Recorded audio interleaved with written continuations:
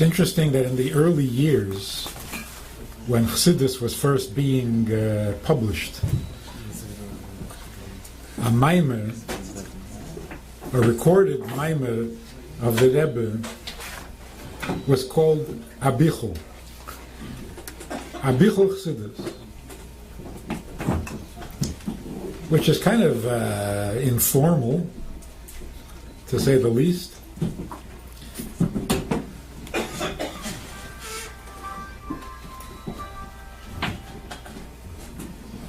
And one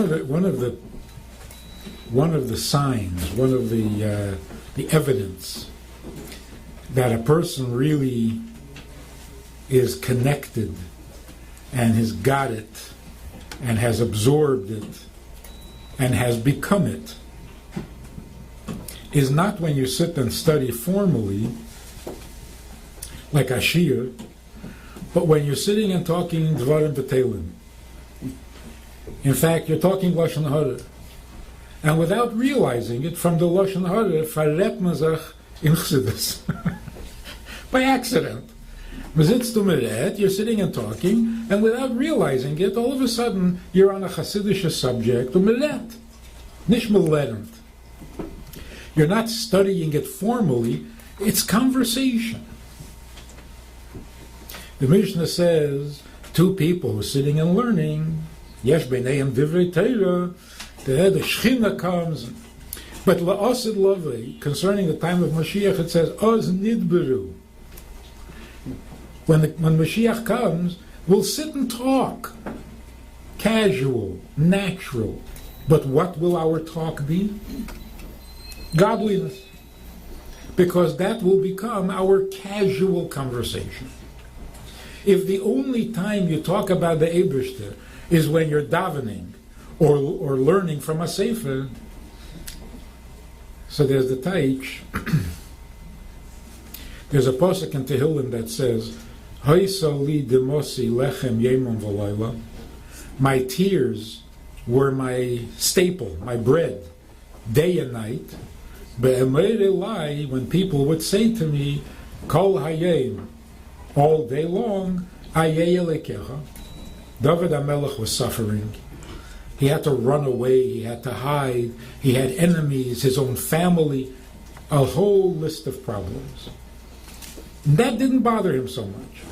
But when people said to him, "No, where is your God? How come he doesn't take care of you?" That Chilul Hashem, that bothered him more. That's the simple meaning of that pasuk. A deeper meaning is, people would say to him, Kol hayom ayei aleikecha. I see you have a God. In the morning you put on tefillin. I see you have an Eibishter. At night you say Krishma before you go to sleep. You have an Eibishter. But Kol hayom, the rest of the day, you're going about your business. You're doing what you need to do. There's no sign, it's not visible, it's not evident that you have a God. So all day long, you're godless. And for that he was crying. But when they said to me, Kol hayom ayei aleikecha, where is your Eibishter all day long? You forgot about him.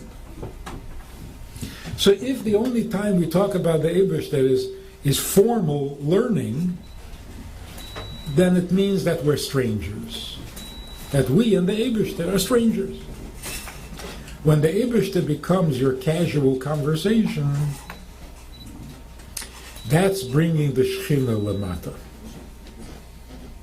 That's bringing down the Shechina lamata. So I'm dressed for the occasion. This is informal. We're here to talk, not to learn. And in some sense, that's what a fabrengen is. Fabrengen is such an informal word, such an informal occasion. What are we going to do? Come over to my house. What's going to happen? Met fabrengen. Fabrengen means we'll spend time. Doesn't sound formal. It doesn't sound holy. It doesn't sound special. You'll come, we'll sit, we'll talk. But what will we talk? What comes natural.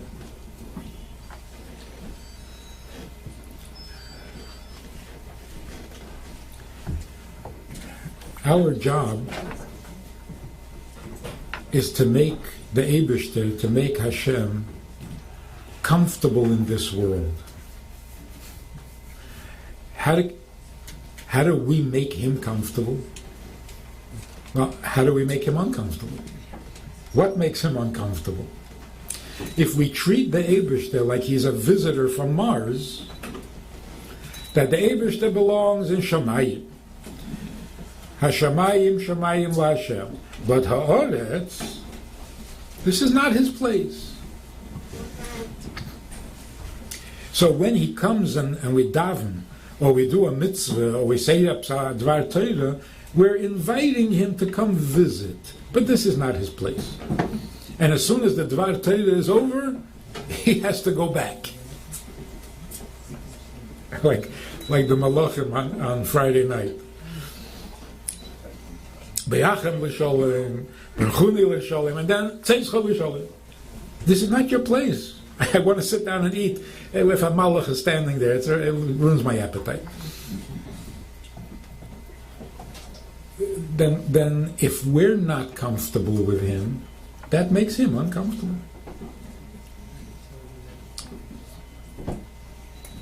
So let's take a look at a few powerful, life-changing chidushim in Teiras Hachsidus that the Alter Rebbe brought.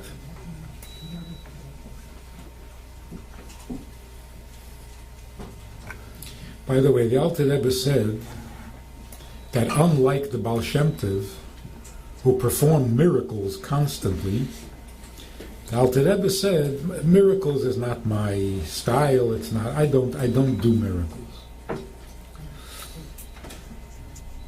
What he meant was, there's a time when it's necessary to cancel nature, to cancel teva, and show the world what is higher than nature, above nature, the supernatural. In the times of the Baal Shem Tov, that was very necessary, because people were very defeated after the pogroms and the Shabtai Tzvi, and it was a very low time. And to sit and learn with people and to ask them to understand and to pay attention wasn't very realistic. They needed something that would break them out of this feeling that by nature, b'teva, things are not going to go good. We can't. Look at the way the world is. We can't survive like this. So the Baal Shem Tov had to reveal to them that teva doesn't decide. Teva doesn't dictate. Nature is not the authority over life. On the contrary, we are here to elevate nature, to change nature. But how did he show that? Through miracles.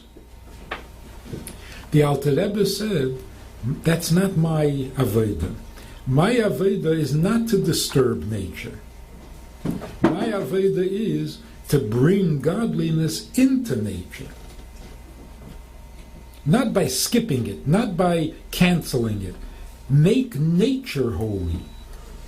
Miracles disturb nature. Yep.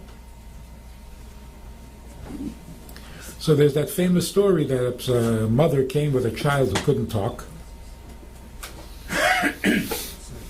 And the child went over to the Rebbe with a note from his mother about the father. The father was missing, and the mother needed to know where the father was. So she wrote a note, and the boy went and gave it to the Alter Rebbe. So the Alter Rebbe said to the boy, go tell your mother that your father is in Leipzig, whatever.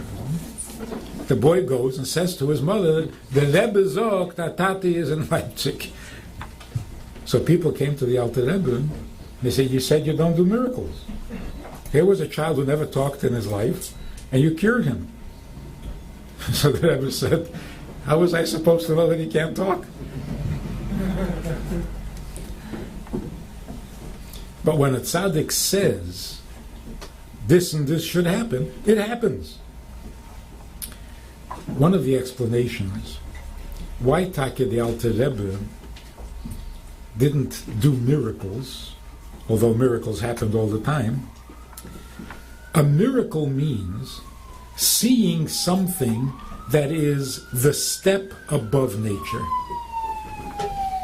A tefach higher than nature, you see l'mayla min hateva.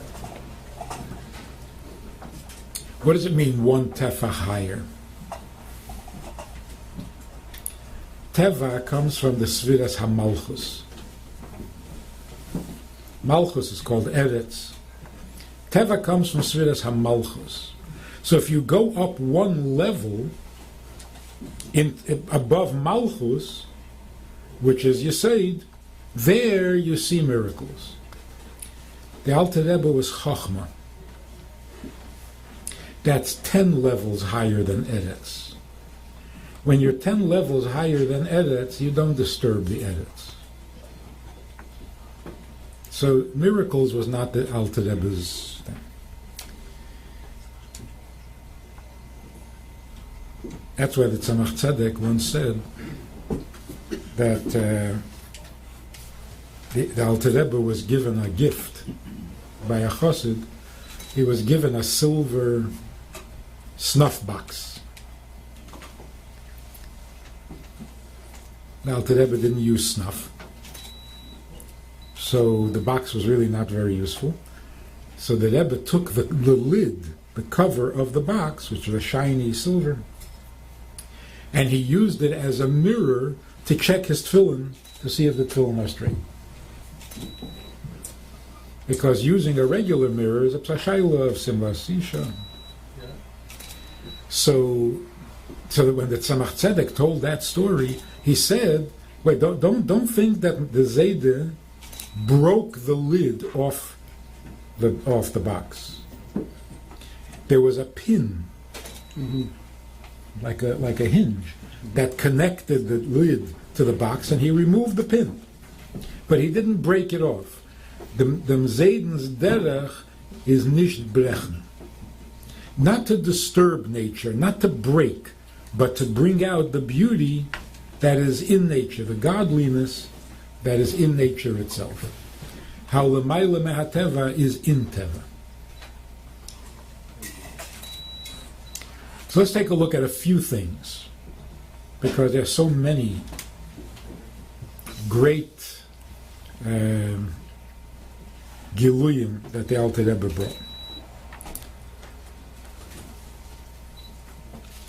There's a story in Tanakh, in Novi, about the wife of Evadia. Evadia Hanovi passed away a young man, and he left his wife with debt and with 2 children. So the Torah tells the story that Isha Achas, there was one woman, Mineshei B'nei HaNeviim, a wife of a Navi, and Tzoako El Elisha, and she cried to Elisha. And she said, Avdecha Ishi Meis, my husband died, and he was a Yoreh Shemayim, but he left me with debts, and now the collector, the Neisha, is coming to take my children because I can't pay. Elisha says to her, "What do you have left in the house?" She said, "I have nothing, except osuch shomen, an oil pitcher." So the Navi said, Elisha said, "Go shali loch kelim min achutz, kelim reikim al tamiti." get as many empty jars and vessels as you can, bring them home, close the door, and pour from your oil pitcher into all these empty vessels. So she does this, and all the empty vessels are filled with oil because the pitcher miraculously. Then she comes back to the Navi and she tells him, and the Navi says, sell the oil and you will live, you and your children will live on the profit. The Alter Rebbe explained the story like this. Isha is a reference to the neshama. Neshama is Lashon Nekeva. In our relationship with the Eibishter, sometimes he is our father and we are his children.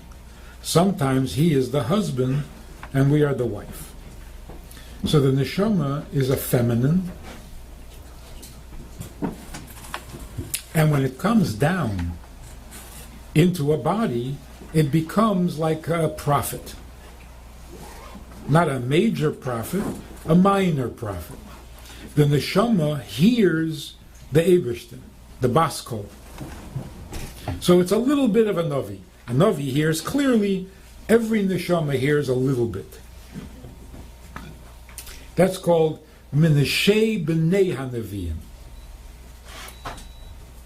Every neshama, when it comes down and becomes a little Navi, cries. Tzo'aka. Who does she cry to? Tzo'aka el Elisha. Elisha means the Eibishter, who answers and responds to your prayers. It's made of two words. The Eibishter's name and Sha'ah, responding. What is the neshama crying? The neshama says, Avdecha ishi meis. Avdecha, I served you, not your servant. Avdecha, I served you in heaven, ishi, with a holy fire. Eish Yud. But now that I come down into a body, my ahava, my fiery ahava, the eish, the holy eish, has become corrupted. I love myself, I love money, I love pleasure.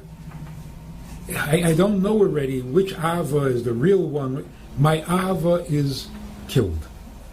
The ahava died. And yira, yeah, I used to have yira. Avdecha hoya yorei Hashem. So in heaven, I had ava, I had yira. It was wonderful. And now it's gone. So what's the problem? The problem is, I know that I have to do mitzvahs, and I will do the mitzvahs, but the mitzvah without ahava and without yira is like an empty vessel. It's like a body without a soul. Keguf b'lei neshama. So yes, I can do the mitzvah, but I can't serve you. I have nothing to give. I have nothing to offer. The mitzvah is your mitzvah. So I'll do your mitzvah. But what do I bring to this relationship? Chab garnished. The Eibishter says, Elisha says, you don't have Ava v'yira, but what's left? There are 10 keiches.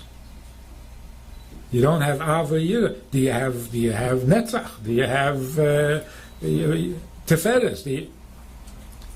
And the Neshama says, Ein l'shivchos chakol babayis.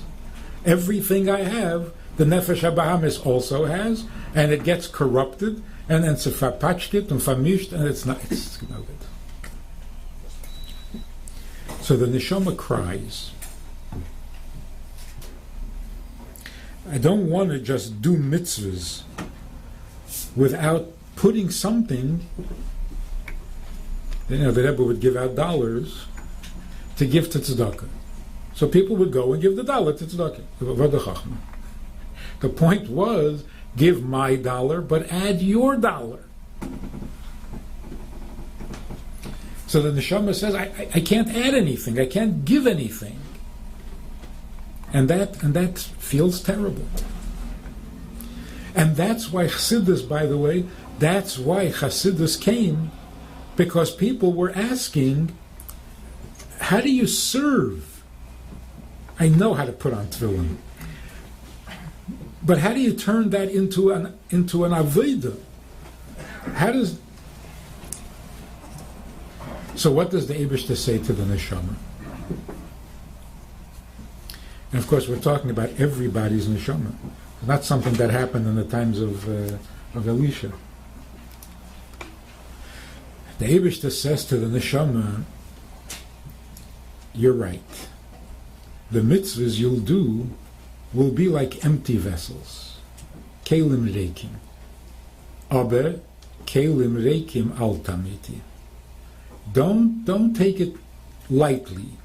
Don't dismiss empty vessels. They can be very, very precious. How? Pour your oil into it. You don't have ahava, and you don't have yira. You can't serve me with love, and you can't serve me with fear. Fine. Give me your oil. Fill the vessel, fill the mitzvah with your oil instead of your love and fear. What is the oil? We know that in Torah there are three parts. There's a part of Torah that is called water. Hey kol tzamo l'chol hamayim, ein mayim ela Torah. Then there's a part of Torah that is called wine. Yeina shel Torah. And then there's a part of Torah that is called Shemen, the oil. The difference is, water is absolutely essential. Without water, nothing happens. There's no life. Water is everywhere, and water is open. It's not hidden. That's the part of Torah that is nigla, it's revealed, it's the essential of life. Without that, there's nothing. So the simple pshat, the obvious meaning of Torah, that's the water of Torah. The wine is not everywhere, and it's not revealed. It's hidden within the grape. So to get wine, you have to extract it from the grape. That's already a deeper part of Torah that takes a little more effort to find it. You don't see it immediately. You have to dig a little deeper. That's like Medrash. Medrash goes a little deeper, the rest of the story. But it's not very hard to get wine out of a grape. Even a child can do it. But then there is the core, the etzem, the essence of Torah. That's like the oil. To get a drop of oil out of an olive is very difficult. You have to have a machine to do it. What is the essence of Torah? What is the wine of Torah? What is the water of Torah? More or less we know. The same is true in the neshama. Every neshama has a part that is water, a part that is wine, and a part that is oil.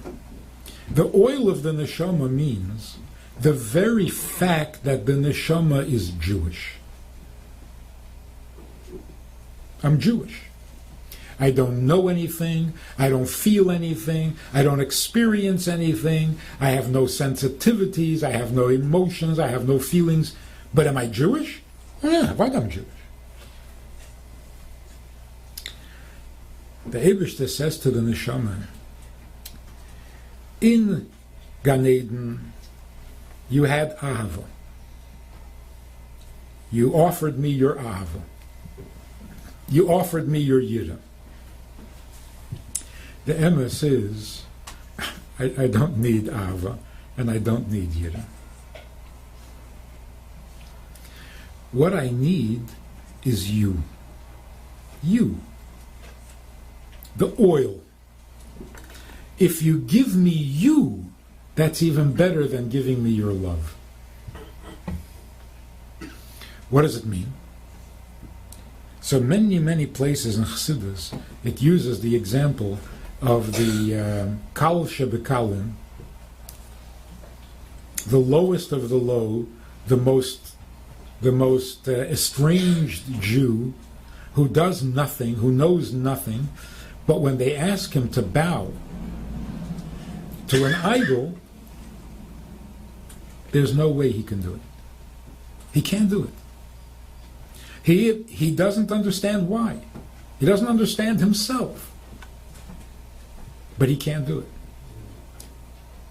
Why? You're asking me to not be Jewish. That I can't do. You want me to not be frum? Fine. You want me to act like non-Jew, to become assimilated?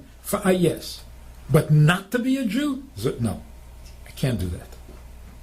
That means your identity, the fact that you are a Jew, connects you to the Eibishter even when everything else fails.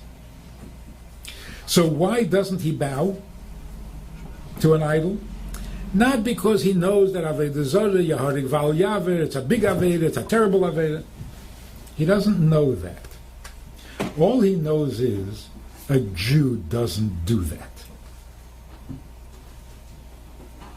I remember not long ago, 10, 12 years ago, when Russians were coming out of Russia, Russian Jews, and they would come to Minnesota. They didn't know anything, and they didn't care about anything, and they weren't interested in anything. But they all had a bris. Because somebody said to them, that's what a Jew does. Everything else, they said, that's what Frume Yidden do. Orthodox Jews put on tefillin. Okay, I'm not Orthodox, let me up. But Jews, so they would come to a rabbi and they would say, what Jews do, yeah? That's what I want. Why do you want it? That's what Jews do. I'm a Jew. That's the oil. So the neshama says to the Eibishter, cries to the Eibishter, that the animal soul, the Yetzer Hara, is taking away my children. Children means love and fear. Because love and fear come from the brain and is born in the heart. So they are the children.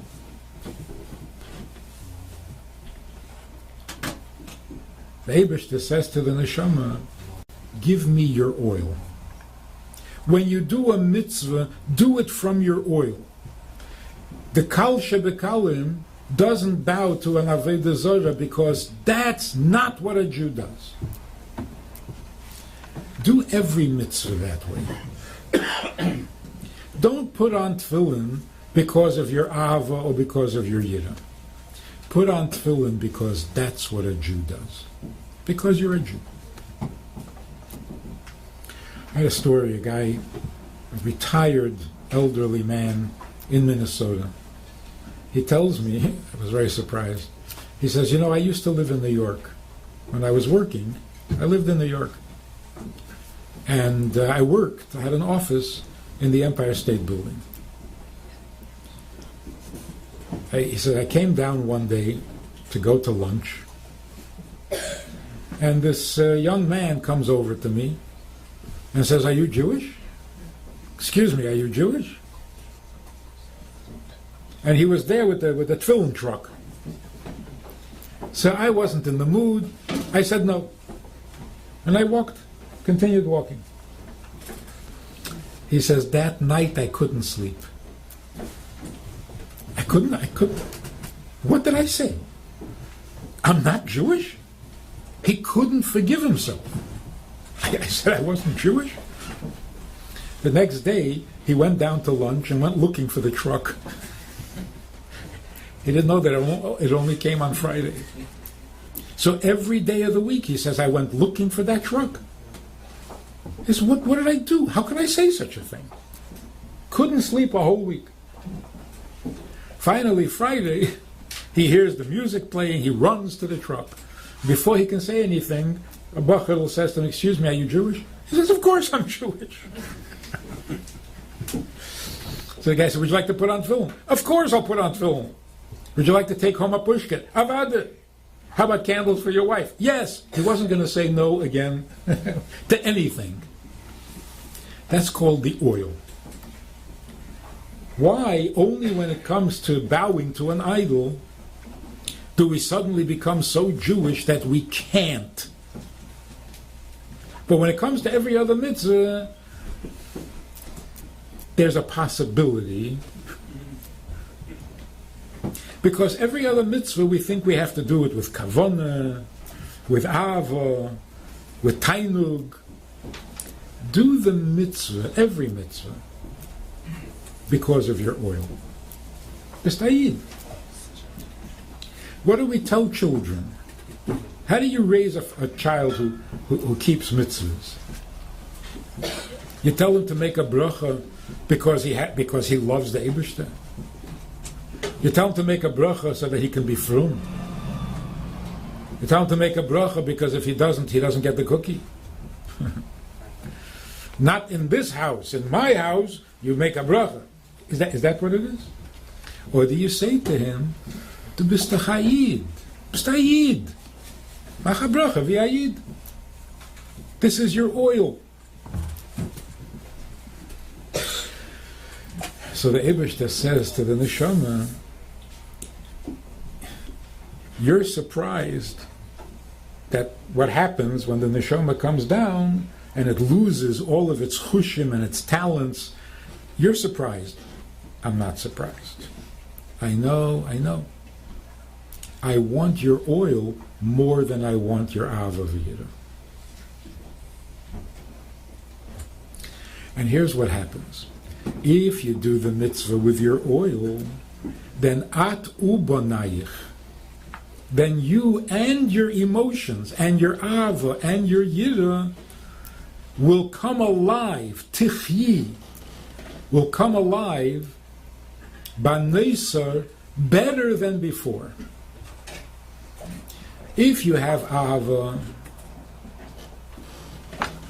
it's only a midah. But if you first give me your oil, you are a Jew. You are mine, and I am yours. Then if you love me, oh, that's a different ahava. That's a different ahava.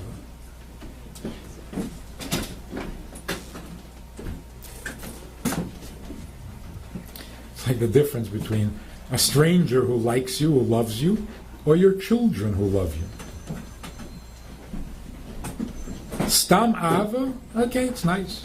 If it goes away, it goes away. We've been friends for 40 years. I've had enough of you. Lamed up, sei mir gesund. That's it. Our friendship is over. Okay, we can live with that. But if you're my child, then your ava has a completely different meaning. It's not stam ava. It's a piece of you. And I want. Your ava, that's a different thing. So that's what the neshama is told when it comes down Eilam Hazeh. And that's what the Torah is telling us in the story in the Navi. Not about a woman who lived a long time ago, but about our neshama.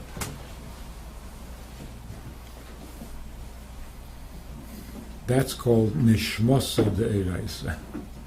You see how in every story, in every word, in every halacha, in every mitzvah, there's a neshama behind it. Torah talks to the neshama. Or more specifically, the oil of Torah talks to the oil of the neshama. The water of Torah talks to the water of the neshama. So what is Chassidus? Nobody knew this until the Alter Rebbe. So the Alter Rebbe revealed the neshama not the ruach, not the nefesh, the neshama, the oil that makes the yeridas haneshama a blessing, not a torture or a disaster. L'chaim, l'chaim. Ya ya ya ya ya ya ya ma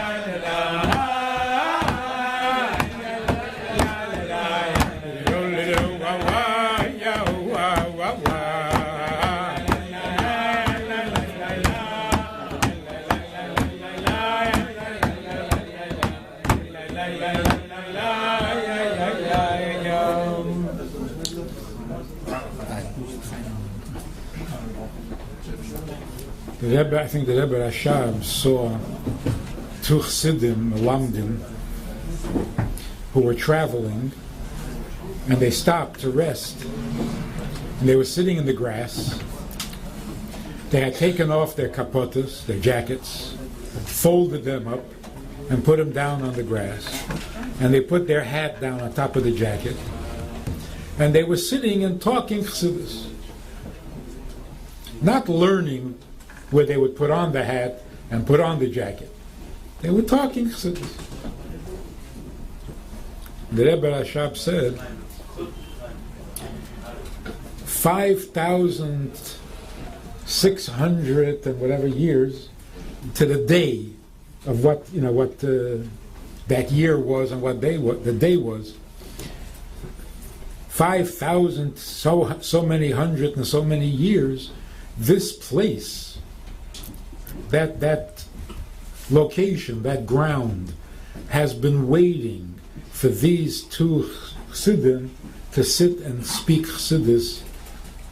And by doing that, the place was elevated because it served its purpose in the plan of creation.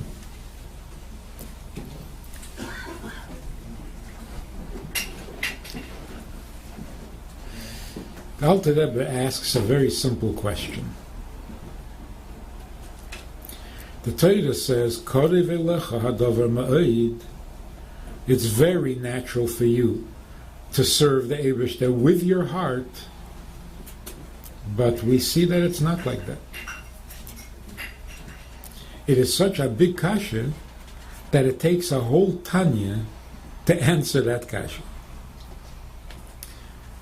But sometimes you ask a person who knows how to learn, so you now have a kasha. Torah says, "Karev elecha hadavar ma'od."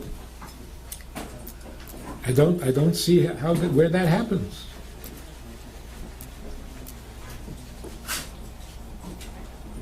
And the reaction is, so what's your kasha? So what's the kasha? Torah says, "Karev elecha hadavar ma'od." You don't feel ava. So what's the problem? So what's the problem? You don't feel, so you don't feel. No, but the Torah says that it's true of every Jew that karev le'rechikahi le'me'eva la'yomhi. It's not far, it's not on the other side of the ocean, it's very close. Okay, so Torah says, yeah, but I don't feel that. So what's the kasha? Torah says you should keep Shabbos. I know Jews who don't keep Shabbos, so what's your kasha? It's a kasha. By asking the kasha, before we even get to the answer, the Alter Rebbe is teaching us something really important. Torah is emes. Not emes in heaven, emes on earth. So if the Torah says, Bereshis bara elikim es hashamayim, then there is a shamayim. And those philosophies that say there really is no shamayim, it's just an imagination, Torah says, Karev elecha, it is emes. That's why it's a kasha. If you dismiss it and you don't understand the kasha, it's because you're not convinced that Torah has to be true in fact. Torah is true in principle. Every Jew should love the Eibishter. And in heaven, when the neshama is in heaven, it does love the Eibishter. But it has to be true on earth also. So by asking the kasha, the Alter Rebbe is saying, if what the Torah says is not felt and experienced on earth, then we have a problem. Something is not right.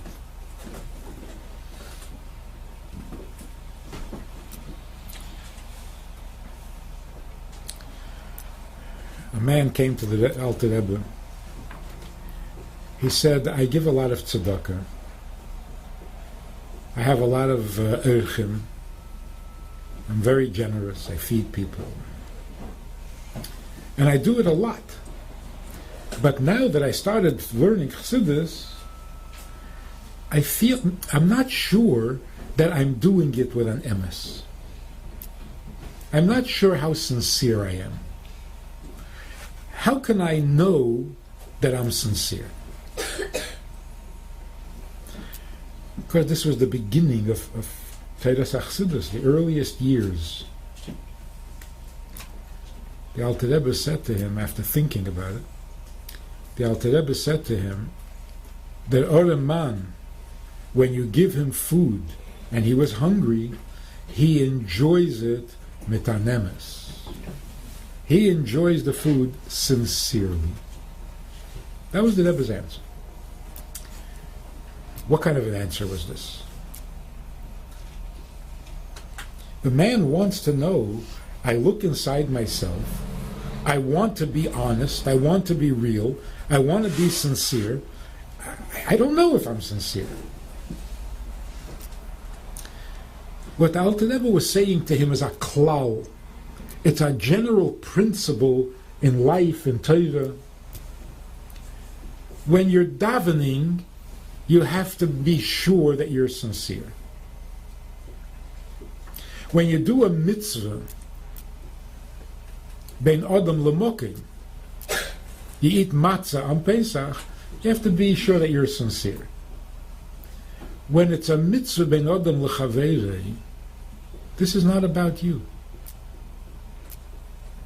Your sincerity here is not what's important. Tzedakah means you're giving somebody else what he needs. So what would make your giving tzedakah a sincere tzedakah? What would make it sincere is if you don't care whether you're giving it sincerely, you want to make sure that he enjoys it sincerely. If you want to feel that you're sincere, it's not tzedakah anymore. Now you're doing something for yourself, you want to feel good, you want a sign from heaven that you're okay, that you're ruining it. Sometimes kavanah is the worst thing. That's why they make a joke. That's why there's no bracha. For every mitzvah there's a bracha. Why don't you make a bracha before you give tzedakah? So the joke is, because until you finish your bracha with your kavanah, the poor man can starve to death. So first you have to give him. Well, once you give him, once you do the mitzvah, you can't make a bracha anymore. So there's no bracha. In other words, when it comes to tzedakah, skip your kavanah. Your kavanah is not important here. If you really want to be sincere, make sure that the hungry man gets exactly what he needs, not less. That's sincere tzedakah, not sincere mitzvah. Or to put it in different words, if a person says, Avas Yisrael is a big mitzvah, so I'm going to have Avas Yisrael. No thanks. Avas Yisrael means you love him because he's Jewish. You're loving him because it's a mitzvah. You're not doing it right.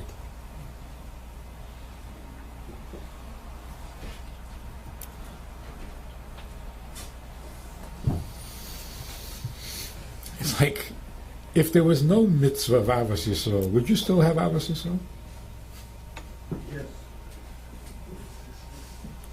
Yes. Why? Because Jews are wonderful. You need a mitzvah to have Avas Yisrael?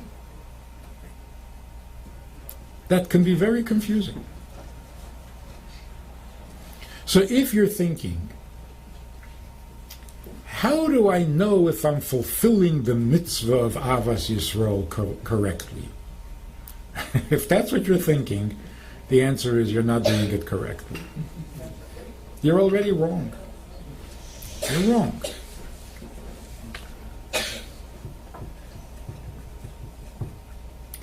There are certain things that they have to be emes.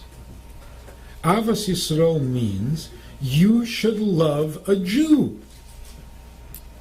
Is it a big mitzvah? You didn't hear what I said. You should love a Jew. Is it a deraisa? It's a mitzvah deraisa.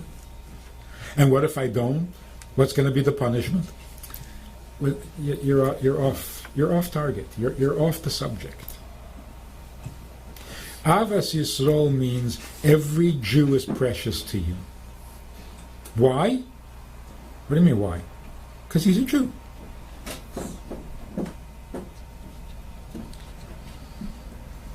You imagine a couple of Talmidei Chachamim are sitting in the yeshiva over Gemaras, and they're having a debate. The mitzvah of Avas Yisrael applies to which Jew? You're off target.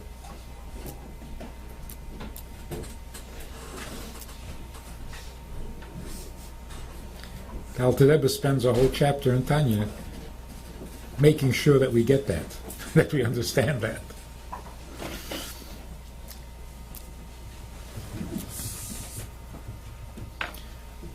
There was this children's book. I don't know if you can appreciate what bothers me. There was a children's book about a boy in a yeshiva who's the Malamed would take them as a group, as a trip, to the old age home to entertain the old folks. And this boy, the hero of the book, he didn't like it. He thought it was kind of weird and it smelled bad and it was creepy and old people. He didn't see anything wonderful about going there. And they went again with this trip, and he went and he was standing there with his friends and they were singing a song, and he noticed that a very old looking man in a wheelchair was looking at him and smiling. And he realized, when he came home, he told his mother, I realized that by going there, I did a really big mitzvah. That's the book. That's the book. It's a terrible book. It's a terrible Musar Haskell. You saw an old, lonely man, and you gave him pleasure, and you saw him smile. And what are you happy about? That you did a big mitzvah. No, this is wrong. This is not Avas Yisrael. This is not even Menschlichkeit. You made an old man happy. What does it have to do with your mitzvah? It's his happiness that is important, not your mitzvah. But isn't it a mitzvah to make Jews happy? What are you mixing? For example, Novi says, Ohafti eschem Omar Hashem. The Eibishter says, I love you. Where is there a mitzvah that the Eibishter has to love us? Is he doing a mitzvah? Does the Eibishter stop to think, wait a minute, is it a mitzvah for me to love Yidden? Not a mitzvah. Oh, he's doing it with Mishuras Hadin. He's going beyond the letter of the law. What? The Eibishter loves Jews. It's a mitzvah.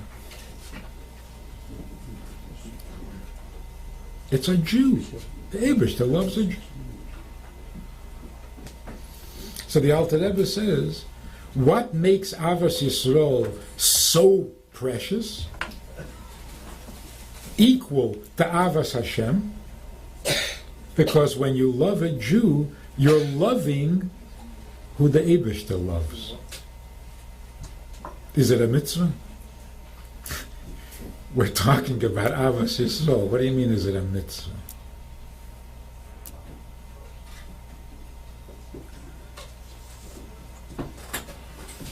You know that famous story, the Apter used to teach that every word in Torah is about Avas Yisrael. The whole Torah is one big love letter, Avas Yisrael. So there was a skeptic there, and he said to him, Rebbe, every word in Torah is Avas Yisrael. What about the word Bolok? The word Bolok. What does that have to do with Avas Yisrael? So the Apter said, are you kidding? Bolok is Rosh HaTevis, V'yahavta l'reyacha kamocha. So the Chassid said, V'yahavta is with a Vav, not with a Vez, and kamocha is with a Kaf, not with a Kuf. So the Apter said, I'm talking to you about Avas Yisrael, and you're worried about Digduk? You're correcting my spelling?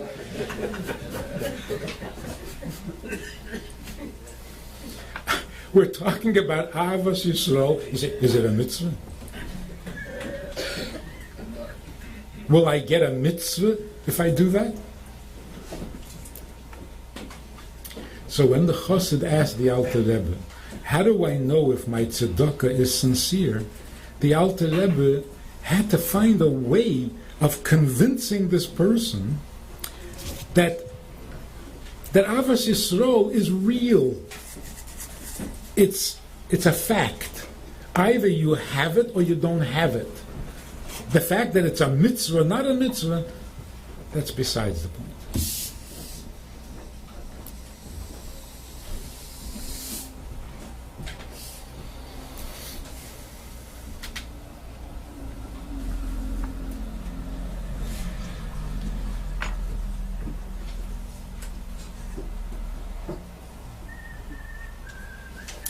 Tell another story about the Alter Rebbe.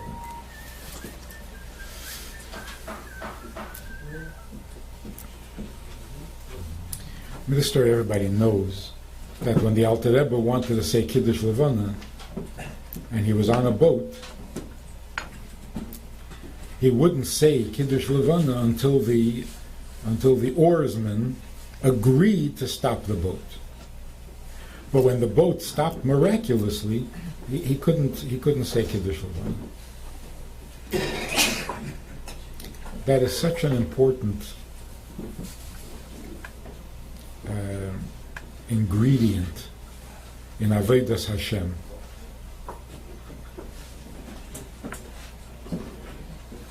In fact, the Rambam says in Hilchas Mashiach, Hilchas Malachim, you should not think, it should not enter your mind, al yale al hadas,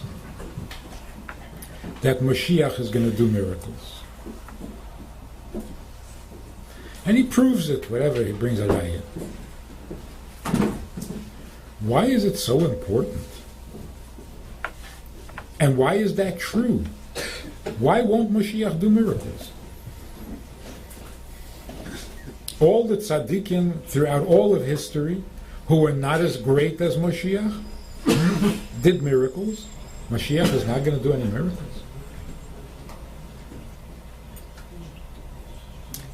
The meaning of it is, the whole point of creating a world and creating a Jewish people and giving us a Torah, the whole point of it is that this world, with all of its ugliness, with all of its limitations, with all of its grubbiness, will become holier than heaven.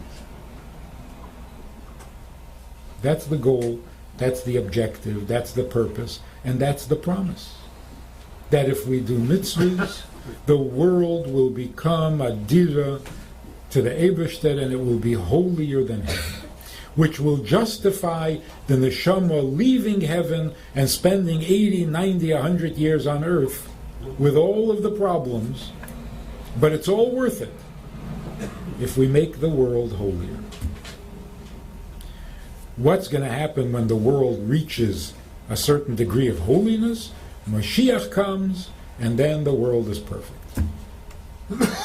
If you think that Mashiach is going to perform miracles, then you miss the whole point. A miracle means nature is a problem, so we have to rise above nature and do something miraculous. If the ocean is in the way and you need to go to Har Sinai, we need a miracle to get the ocean out of the way. If you think that when Mashiach comes, nature will still be a problem and we will need to have miracles, l'mayla min hateva, then you miss the whole point. The whole point is when Mashiach comes, the world will be holy. Why will you need miracles? Why will you need supernatural when nature itself is holy? So if you think that Mashiach is going to need to do miracles, you're still in Golus. You miss the whole point.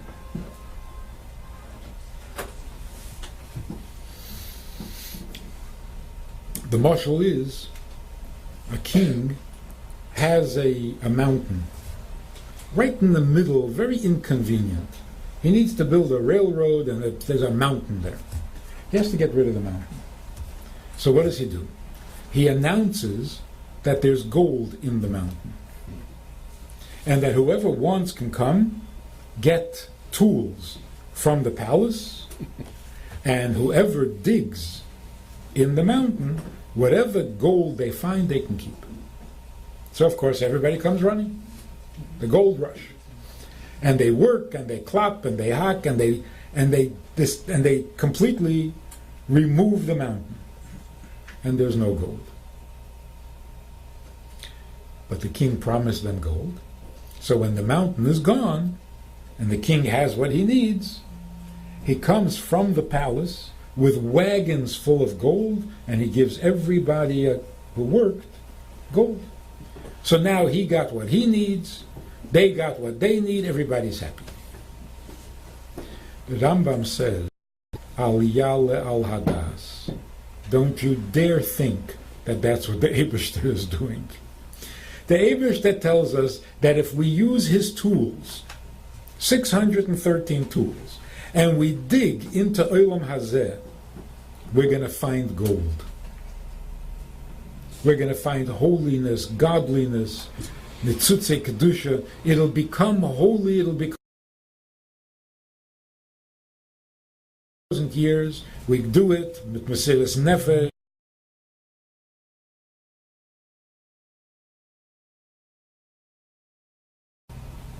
There's no gold.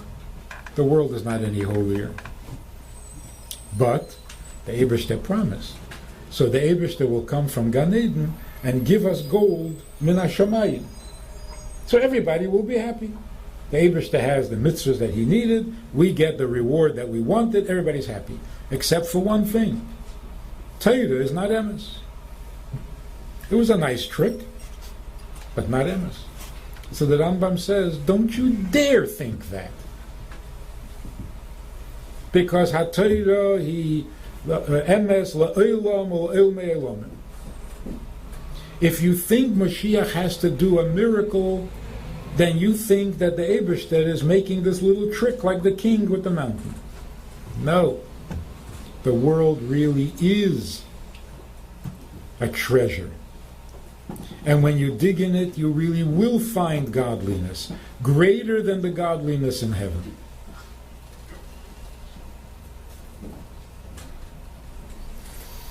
Now let me let you in on a secret.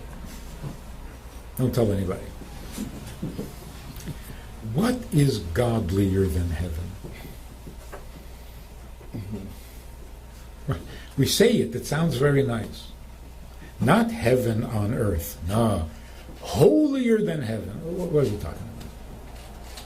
Nothing is holier than heaven. Nothing.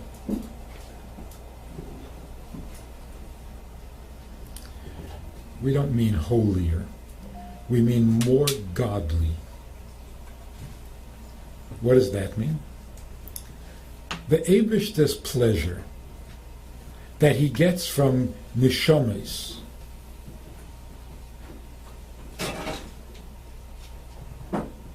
before he creates the world. It's an incredible pleasure. The Eibishter enjoys neshamas more than anything else in the world. B'min nimlach b'nishmosem shel tzadikim. But it doesn't compare to the pleasure that the Eibishter gets from a yid when it's a neshama in a body. How does this world become more godly than heaven? It gives him more pleasure.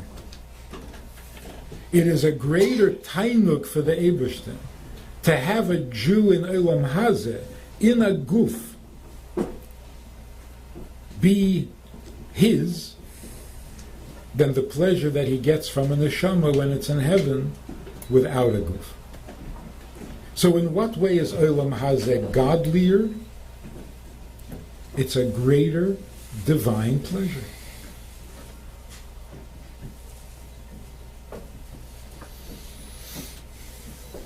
So what's going to happen when the world is perfect? The Eibishter's pleasure in Yidden will finally be revealed. And we have no idea how great that pleasure is. Ayin lo yiro asa elikim zulasecha. No Navi could describe the pleasure that the Eibishter gets just from a Yid in a body. We can understand a little bit the pleasure the Eibishter gets from mitzvahs. Nachas ruach lefonai sho'amarti v'naser etzeni. We can understand the pleasure that the Eibishter gets when we learn Torah. Torah, the Eibishter's pleasure. Shashuyin. So the Navi can describe what's going to happen when Jews do mitzvahs and what's going to happen when Jews learn Torah. But what's going to happen after, when the Eibishter's pleasure is just the Jew, that the Navi could never describe, because you can't know it until it happens.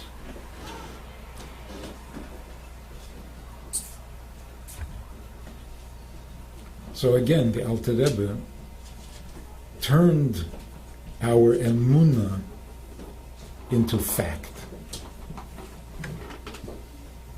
Yiddishkeit is not a bunch of beliefs, a bunch of halachic principles, halachic constructs. Torah is emes. Ava means ava, not good intentions. Avas Yisrael means Avas Yisrael. When the Eibishter says Ahavti Eschem, it means Ava. It's not a poetic sentiment. It's real. And when it says that the world will become holy, it means really holy. No need for miracles.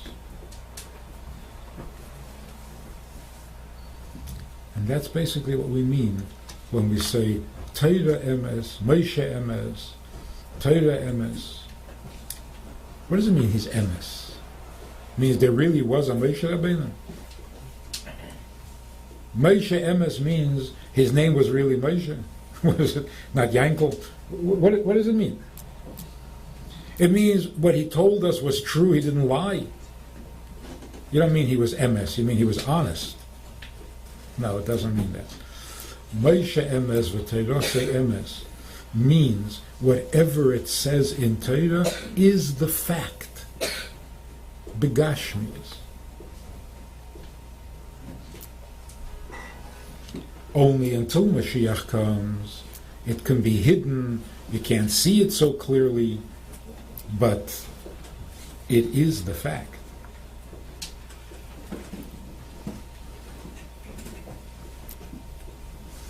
Chaim.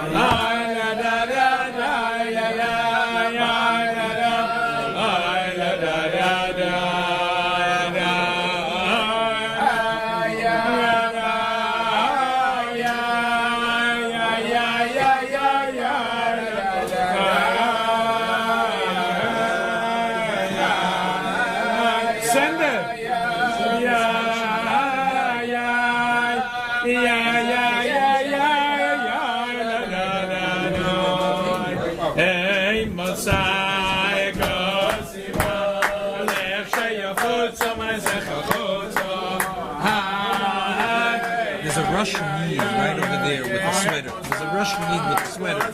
You doing Makadavim? Right over there. You see him by the pool? Yeah, it's his first time here. Yeah. The bread. Yeah.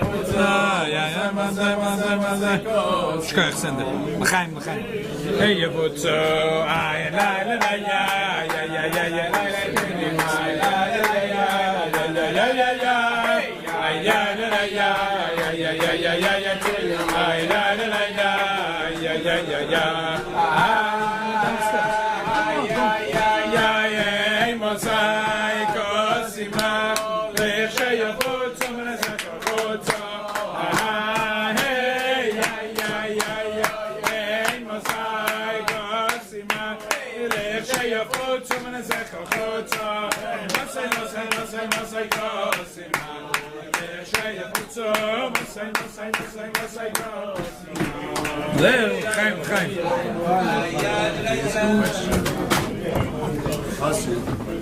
Feels his comfort zone is by the end.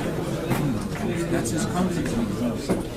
So for instance now, the Yidden is Matzah, the Babishas feel the comfort zone over here is based on Nachman. Is it temporary? You should always think that it's a temporary situation as opposed to leading up to something that's a permanent situation. Golus is temporary.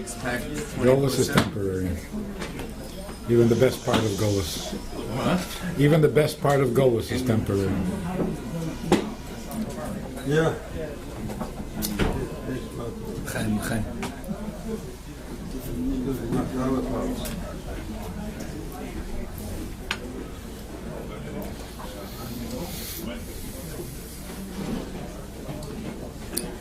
We read in the parsha, last week's parsha, this week's parsha, the conversations between Moshe Rabbeinu and the Eibishter.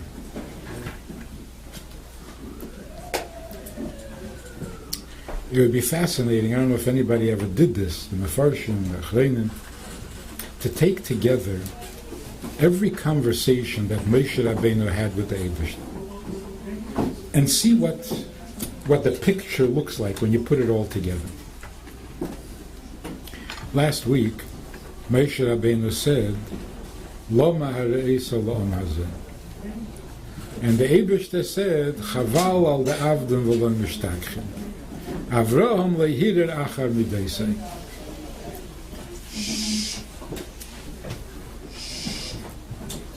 The obvious question is, if the Eibishter wanted somebody like Avraham to go to Mitzrayim, to talk to Pari, why did he send somebody like Moshe Rabbeinu? If the Shlichus demanded the qualities of Avraham, So was Moshe right that he's shlach no b'yat tishlach? I'm not the right person. You need somebody like Avram. I'm not like Avram. So why was the Eibishter seemingly upset with him? And also, is it really right? Is it even nice to compare one person to another? Why can't you be like him? It's not. It's not polite. I'm me. Was willst du von mir? You be like him. He's him. I'm me. Like the famous statement from Reb Zusha. I don't have to be Avram Avinu. I have to be Zusha. B'chlal, how do we understand Moshe was wrong to ask? He was wrong? Moshe emes and Teirose emes, and he was wrong?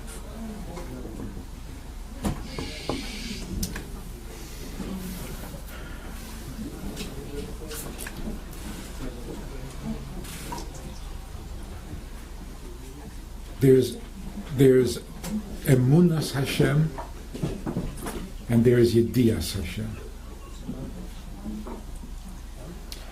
Avram Avinu, his Aveda, all the others, their Aveda was in the field of Emunah. Ben Sholish Shonim Hikir Avram as Beirei, it was a big, big accomplishment.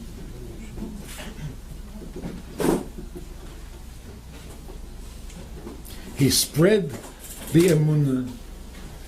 He taught others to have Emunah. He destroyed the Avodah Zarah. It was all about Emunah. The 10 Nisyonos was all about Emunah. The 10 tests. Moshe Rabbeinu was preparing the Yidden for Matan Torah. That's what the Eibishter said to him.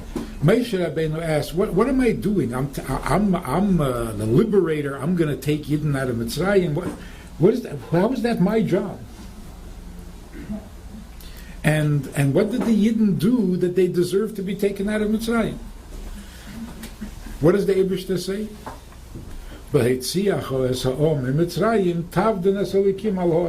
What kind of answer is that? Moshe Rabbeinu was saying, I go talk to Padre Makis. My inyan is Torah. Torah tziva lanu Moshe. So what? Take them out of Mitzrayim and I'll teach them Torah. I should take them out of Mitzrayim.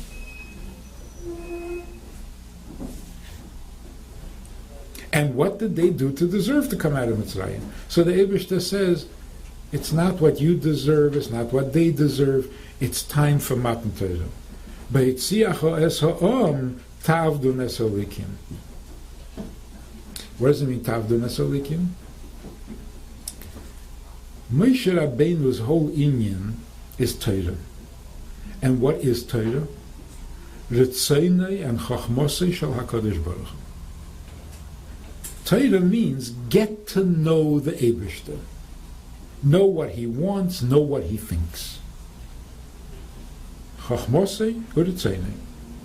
Every word in Torah tells you something more about the Eibishter. Moshe Rabbeinu's midah was to get to know the Eibishter. So at every opportunity, he probed a little deeper. What do you really mean? What do you... Tell me a little more. You're starting to say, what? Hareini noas kvedecha. What do you want? They're going to ask me, Mashmei, mo'emer elehem. What did he want? Tell me more. You're telling me that it bothers you that Yidden are in Mitzrayim. Really, it bothers you? What bothers you? How much does it bother you? How come it bothers you? I want to know you. When Moshe Rabbeinu asked questions, it's because he is a chacham. Chacham asks questions. If your whole inyan is emunah, then you have no questions. Emunah doesn't need questions. But chachma comes from questions. Shakla v'tarya. So Avraham, Moshe Rabbeinu's whole inyan was, his Avedas Hashem was Yedias Hashem. Matan Torah. Avraham Avinu's Aveda was Emunah. So what is the comparison? Why can't you be like Avraham? Because now is the Shnei Alofim Torah, and Torah comes by asking questions. So what do you mean I should be like Avraham? Avraham was before Matan Torah.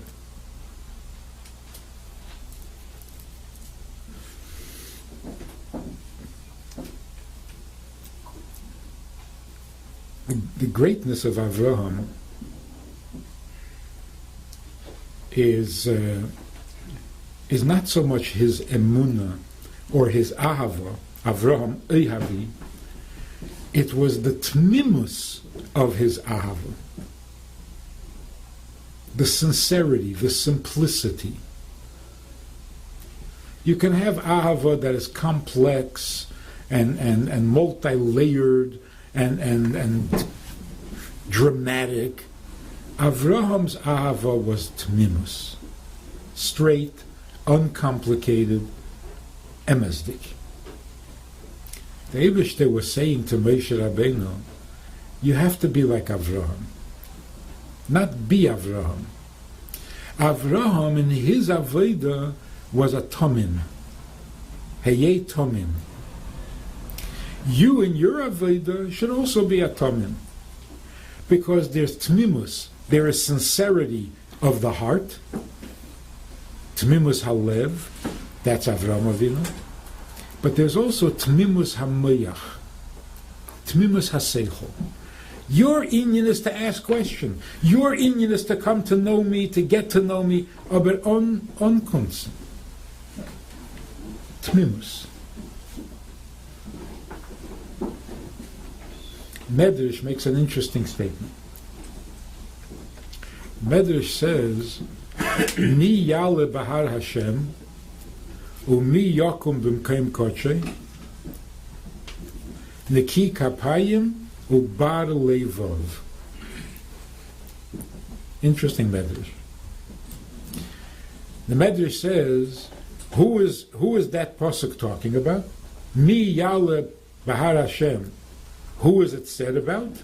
It was said about Moshe Rabbeinu.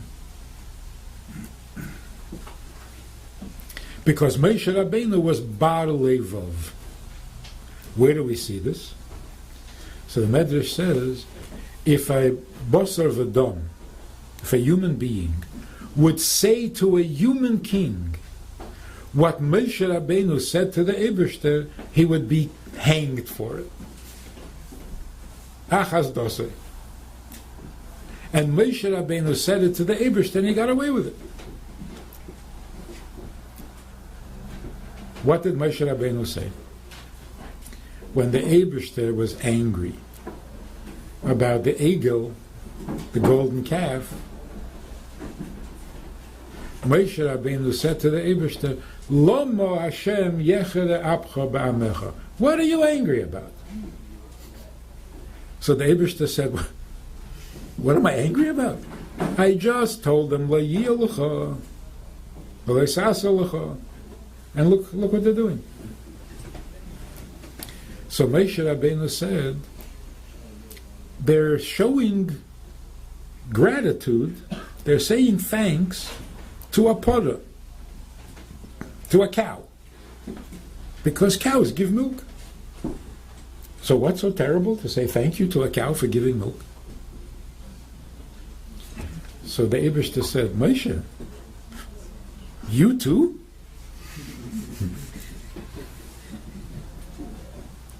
You're making the same mistake? A cow doesn't give milk. I create the cow, I create the milk, I make it happen, I put them together. Cow is nothing. So Moshe Rabbeinu said, yeah, so that's what I'm asking you. What are you angry about? What are they bowing to? They're bowing to nothing. Was it's nothing.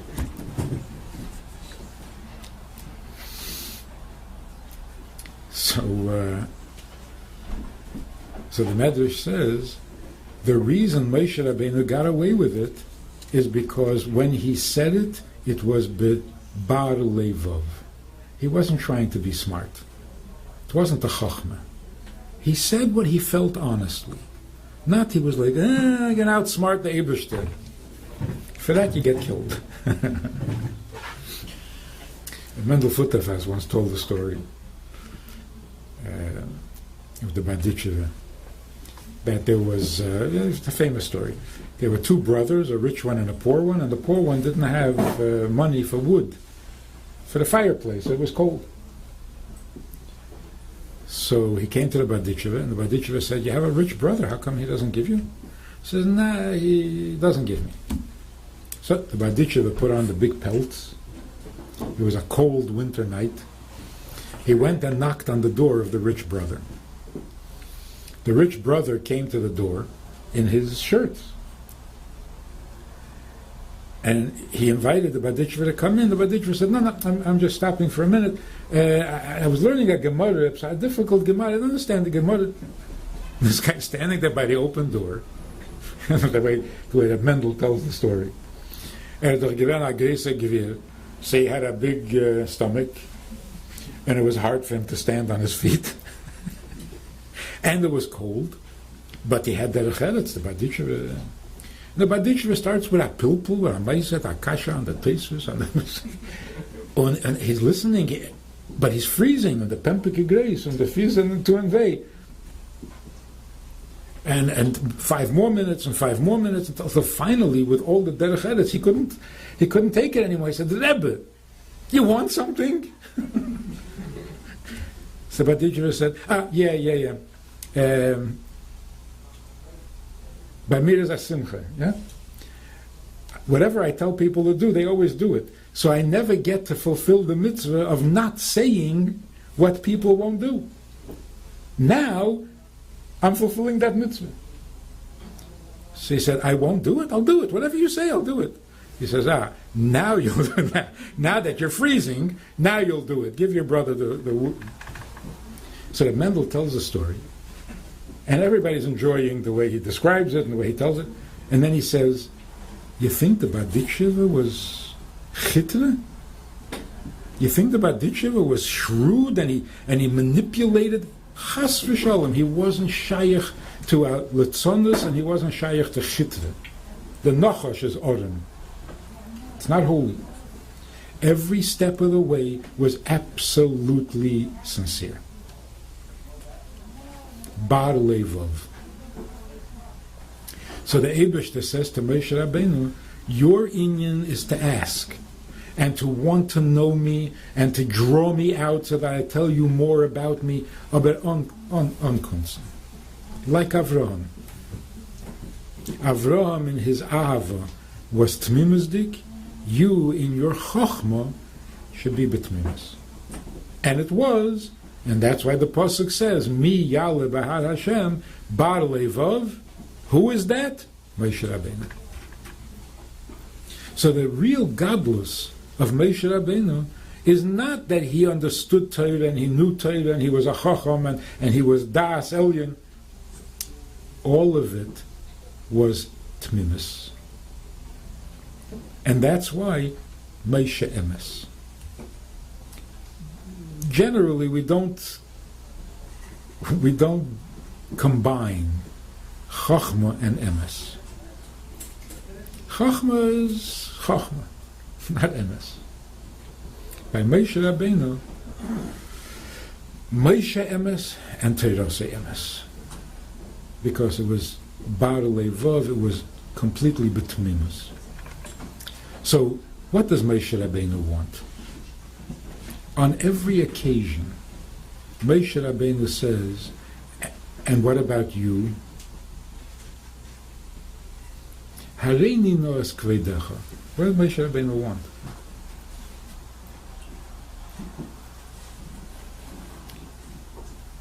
So the Rebbe once told a story about the Alter Rebbe, that the Alter Rebbe said to a Melamed, you have a chiyuv of parnosa for your family. I have a chiyuv to teach my son Aleph Beis. So let's switch. I'll give you the money to feed your family, and you teach my son Aleph Beis. We all know the story. So the Chassid said to the Alter Rebbe, darf man doch wissen was an Aleph is? What's an Aleph?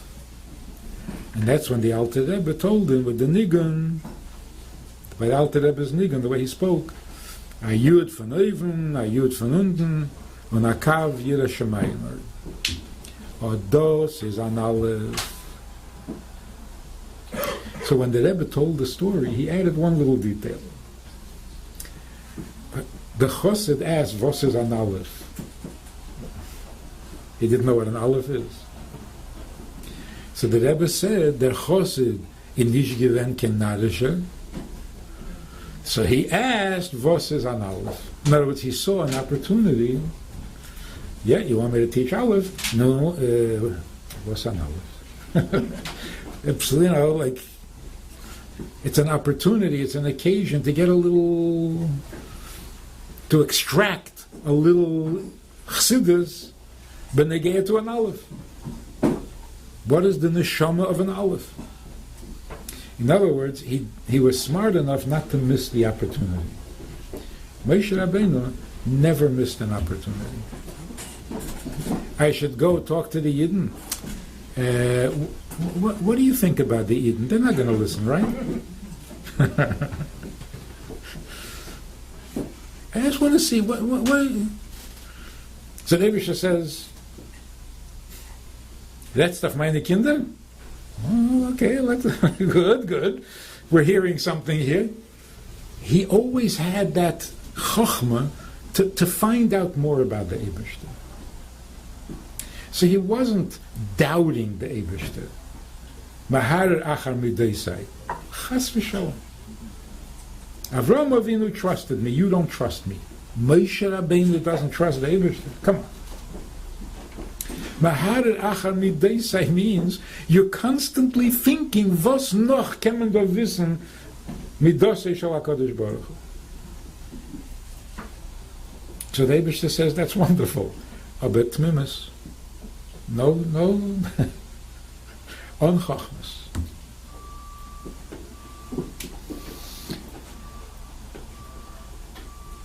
What did Moshe Rabbeinu want? After the Egel, Moshe Rabbeinu said, Hareini noas kvedecha. What was he asking?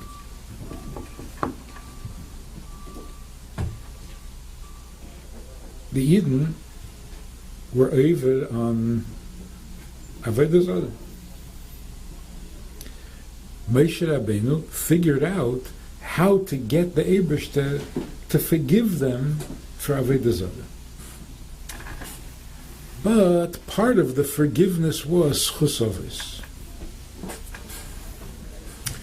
Lama yemru Mitzrayim, it will be achil Shem. And together with all these things, there was Salachti Kidvarecha. The Eibishter forgave them. Now Moshe Rabbeinu says, aha. So you, even Avodah Zarah, there can be Rachmanis and there can be, and what happens if we do it again? What's going to be when the schus ovis is tamu? Are you going to forgive us? Do you have that much rachmanas that you'll forgive us even a second time, even without schus ovis? Hareini noas kvedecha. Avi vait. How deep is your forgiveness?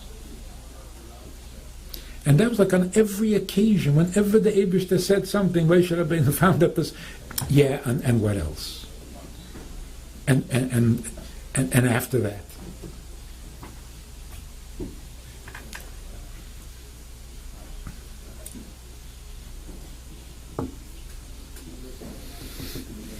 The Alter Rebbe was the Moshe Rabbeinu of Chassidus.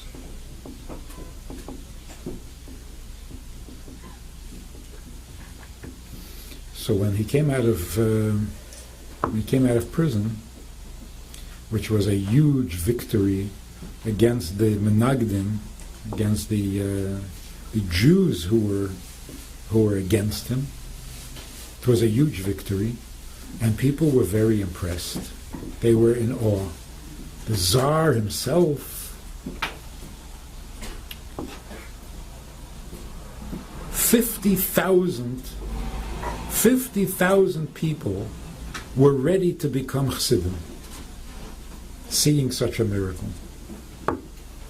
The Alter Rebbe said, no thanks. Don't become a chassid because of a miracle. It's nicht emes. Nicht emes. I'm not interested. If you want to be a chassid because your avodas Hashem will be deeper, will be better, will be... You're going to become a chassid because I won. Nicht emes. So, I think that Tzemach Tzedek said, the Alter Rebbe could have had 50,000 more Chassidim, but he insisted on emes. Bar Levov. There's a story about a chassid in Poland. In Poland, every shtetl had a Rebbe. In Russia, after a few years, 2 generations, there was Lubavitch, and pretty much that was it. But in Poland, every shtetl had a Rebbe. So there was this chassid went looking for a Rebbe. He went from Rebbe to Rebbe, looking at this for something that inspires him. And he would spend a month. It wasn't stam window shopping. He would spend a month, and he would follow the minhag and the learning. And then if it was not for him, he would be honest, and he would tell the Rebbe that he's not staying, he's going to continue looking. One time he came to a Rebbe, stayed for a month, and then went to tell the Rebbe that he's moving on. The Rebbe said to him, don't leave, stay. He said, it's not my style, it's not, for me, I have to go. The Rebbe said, I'm telling you to stay. He said, but nicht. I can't. And he left. He walked down the stairs of the porch. There were 3 or 4 steps. But he tripped and fell, and broke his leg. So doesn't make sense. I mean, 3 steps, you don't break your leg. He fell off the steps and he broke his leg. He hobbles back in. He crawls back into the Rebbe. And he said, Rebbe, mit brechen fies macht man nicht kein Chassid. In other words, I have no doubt that it was your kpeda. And that I know I'm messing with something holy over here. Holy you are, aber mit brechen fies. By breaking my leg, you're not going to make me into a chassid. So the Alter Rebbe said, you're excited because I won this fight. That's not a chassid. Need emes.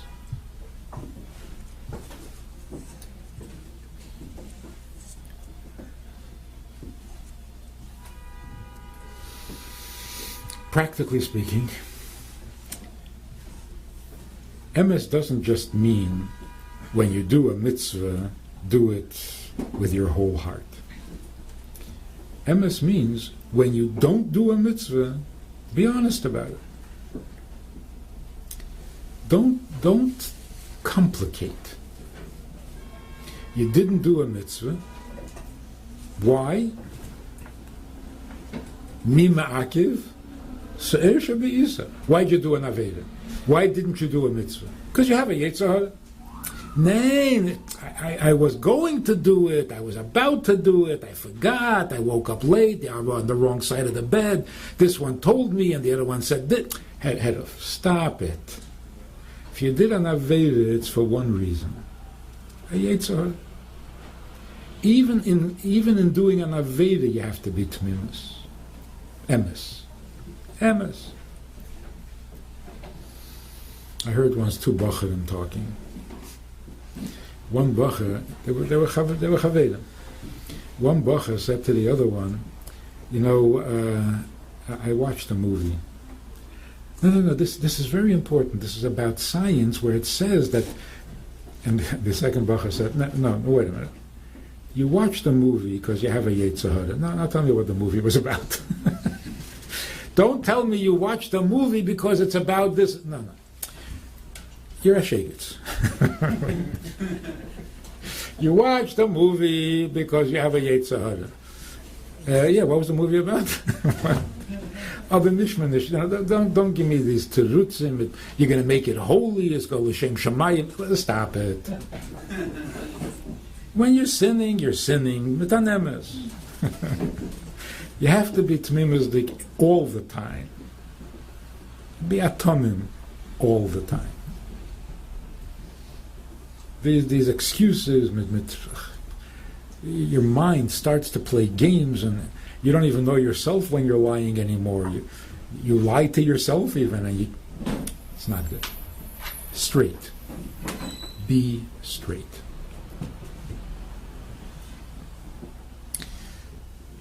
Women were not encouraged to learn Gemara. You know why? Because there are some things in the Gemara that are a little, malamda tiflis. They're going to learn the facts of life. They shouldn't know. What? First of all, so don't learn those Gemaras. Have a big shas. Can I know how to? So you can't learn any Gemara because of the certain pieces that they shouldn't. And why shouldn't they know and Bacharim should know? It's much worse for a Bachar.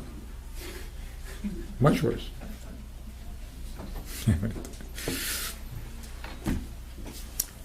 The reason is Gemara is machlekes. Asvara hin, asvara he. Ogishvog the svara, ogishvog the teret, kasha. That can take away your tmimus. You can get into the habit. You say Shalom Aleichem, I have to say Aleichem Shalom because I'm from Shammai, you're from Hillel. I'm going to say the same thing you say. No, a Gemara cup. If you say a svara, I have to come up with a better svara. You ask me a kasha, I have to answer it. That's how you learn Gemara. The tmimus will go away. You don't want to lose the tmimus. In that case, why do Bacharim learn Gemara? Because you have a mitzvah of V'gisa b'yom v'layla. And you have to know a halacha. You have to know a din. But when it comes to Bacharim, you have to be aware. You're taki achacham, like Moshe Rabbeinu, but Moshe Rabbeinu was told, on chachmas, learn straight. Even the machlekes, and even it's a risk.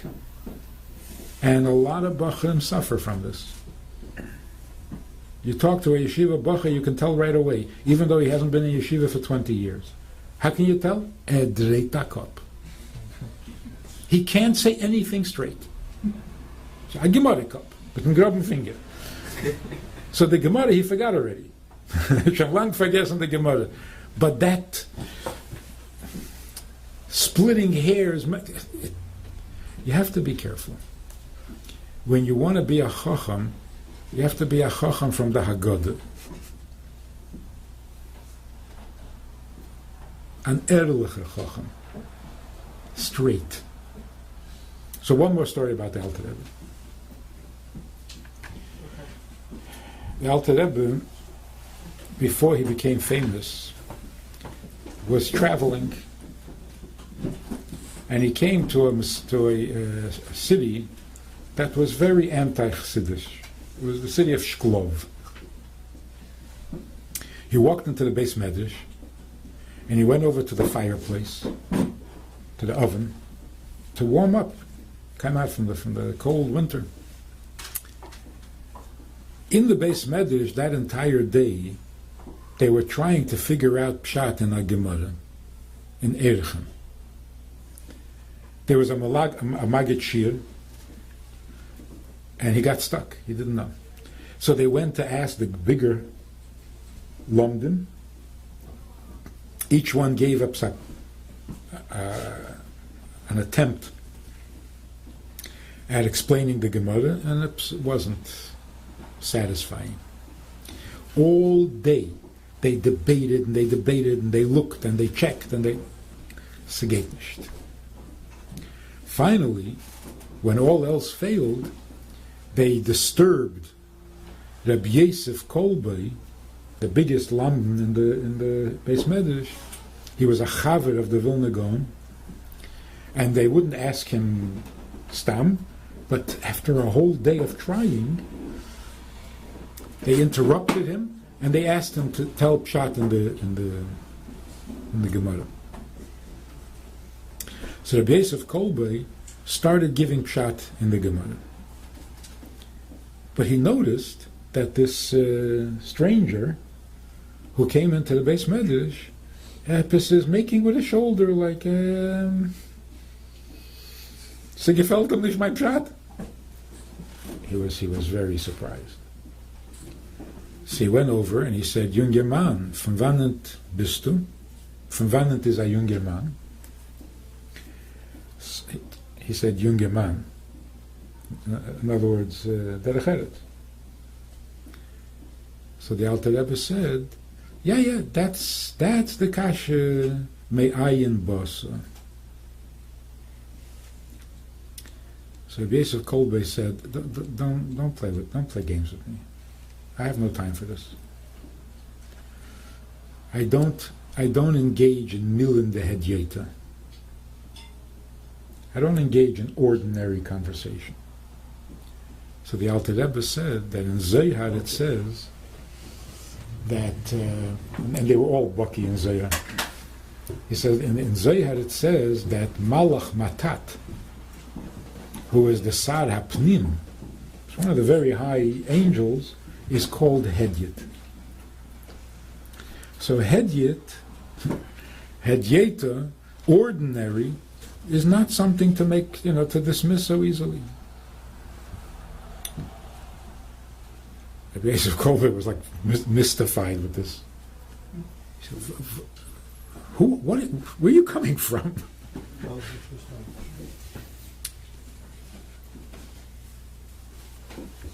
So the Alter Rebbe said like this. The Gemara says, Moshe lo yoda, David yoda. Moshe lo yoda, Moshe Rabbeinu said, Kachatzeis laila, by Makas Becheres, Kachatzeis laila, around midnight. Because who can say exactly when midnight is? David HaMelech did know when midnight is. David HaMelech said, Chatzeis Laila Okum, I will get up at midnight, not around midnight. So how is it that David knows and Moshe Rabbeinu doesn't? Moshe Rabbeinu is Chachma. The answer is that the ultimate knowledge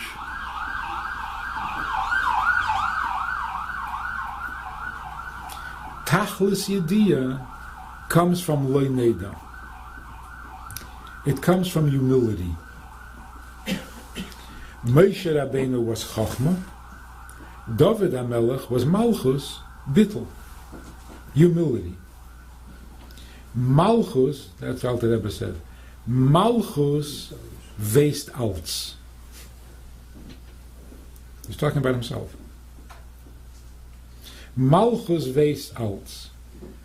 And he who thinks that he knows Pshat in the Gemara in Erchen doesn't know Pshat.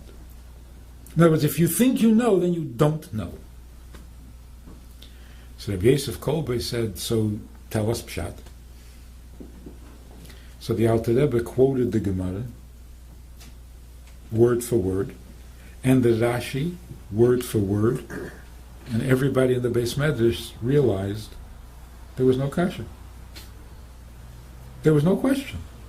It was so clear, it was so simple, that their question that they had been suffering and struggling with all day long, there's no question. So what the Alter Rebbe was telling them, there's a way of using your mind like a chacham that it's not tmimus, and therefore you're not going to know the answer. If you think you know the Gemara, then you don't know the Gemara. The only way to know the Gemara is if the Gemara tells you what it means. If you think you know what the Gemara means, that's not what the Gemara. That's what you think the Gemara. It's not the Gemara. You have to let the Gemara tell you what it means. That's called Chachma, but B'tmimus. Without, there's a habit that we have in learning. Explain the Gemara. I should explain the Gemara? How do you explain the Gemara?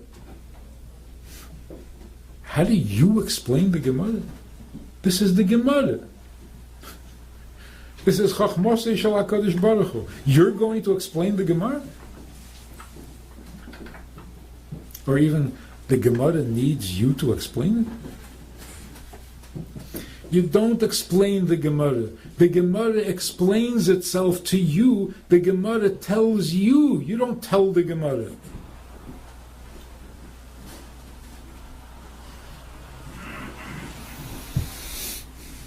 So what did Alter Rebbe do? Listen to the words. Say it straight. Look at the Rashi. Translate the words honestly. It will tell you what it means. You don't have to tell it. And if you don't understand what it means, it's because you're trying to explain it. You're not letting it explain itself. So try again. More tmimus.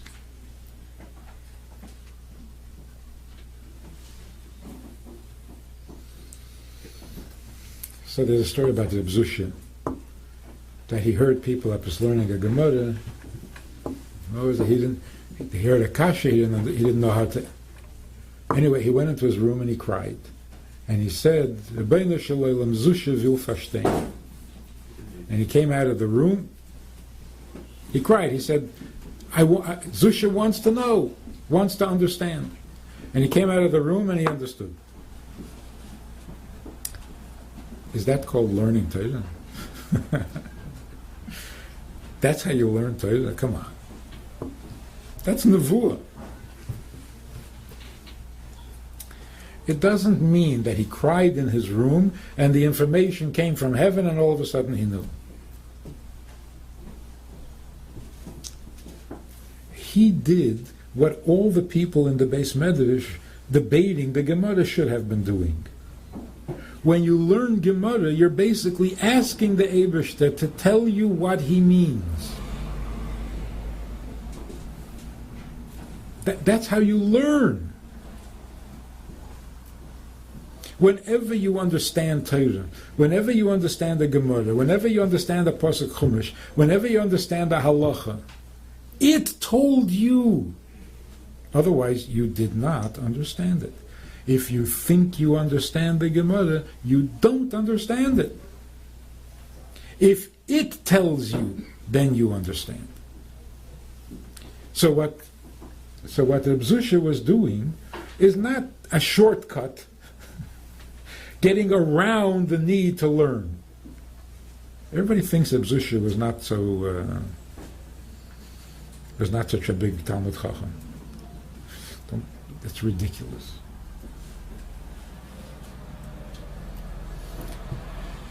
I don't know how he got that reputation, because he played simple. But so when he said Rabbeinu Shalom Zusha will wissen, will verstehen, that's how you learn. When you sit down to a Gemara, when you sit down to a Maimer, when you sit down to a Perek Tanya, when you sit down to a Shulchan Aruch, you first say, Rabbeinu Shalom, I want to know what you're saying. And then you let him tell you, not you tell him what he means. So the Alter Rebbe cleared away many bad assumptions, wrong assumptions, habits. It was a cleanup job. And he got a lot of resistance. Because, traditional communities don't change so easily. Chodosh is also midiraisa. Any change comes difficult, even if it's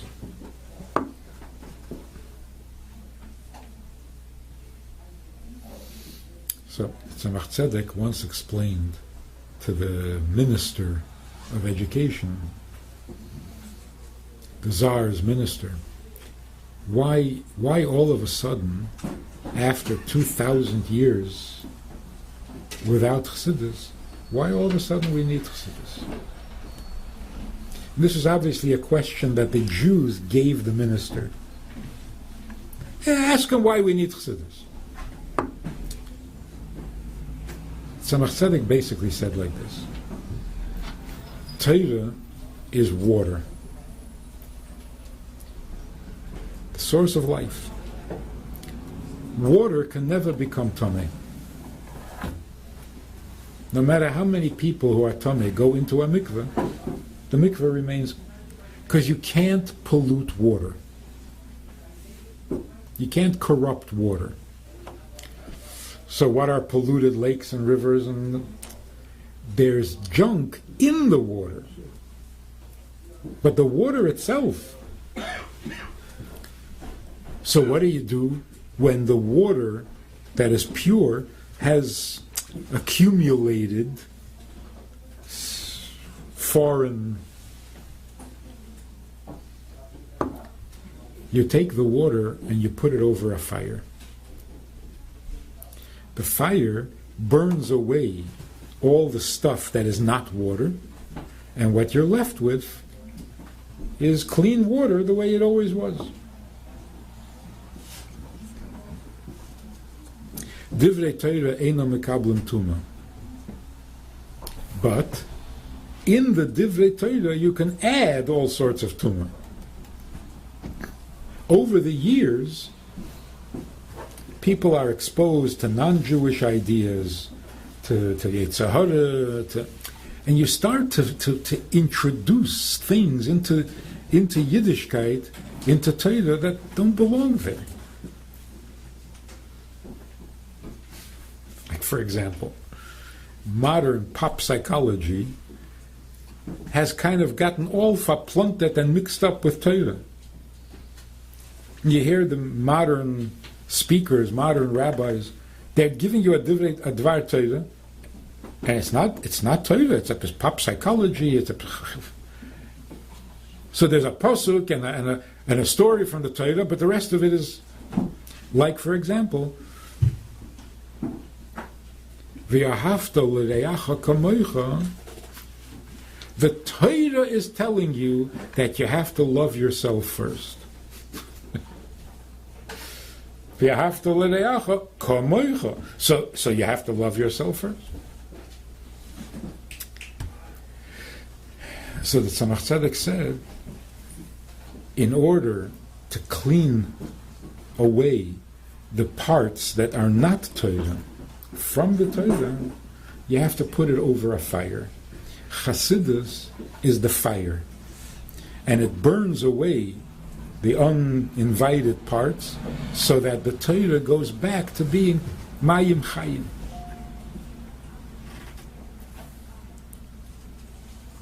Friedrich Rebbe writes in his diary that when the minister heard this, he was very impressed. And he said, wow, this is a deep, godly philosophy. Because they were telling him that it's a political thing, and they're just trying to get power, and they want to take over the community. He said, whoa, whoa, whoa, this is not political. This is a deep, godly philosophy.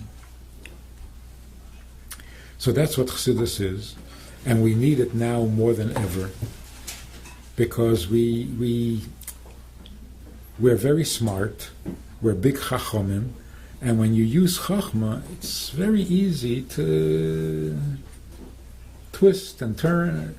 We have to get back to the straight, to the chachma of Moshe Rabbeinu, chachma with tmimus, mit edelkeit, gleichkeit. No, and when you do that, it is mechaya nefashis mamash, because Torah is supposed to be like mayim karim al nefesh hayefa. People learn Torah and it doesn't do anything for them. It's not because Torah is not mayim chayim, but because along with the Torah you're taking in all sorts of poison and pollution. Toxic waste. To get rid of the toxic waste so that Torah can be mechaya you have to have chassidus. And that's why the latest CD is called Amachaya. It's an inside joke.